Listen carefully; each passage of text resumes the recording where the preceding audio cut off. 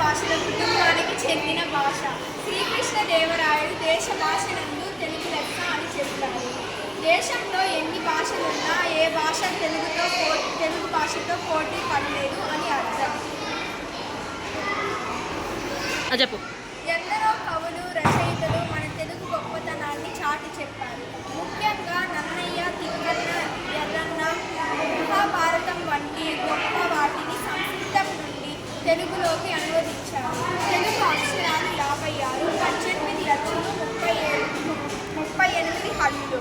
ప్రస్తుతం 16 అచ్చులు 36 హల్లులుగా మారిపోయాయి.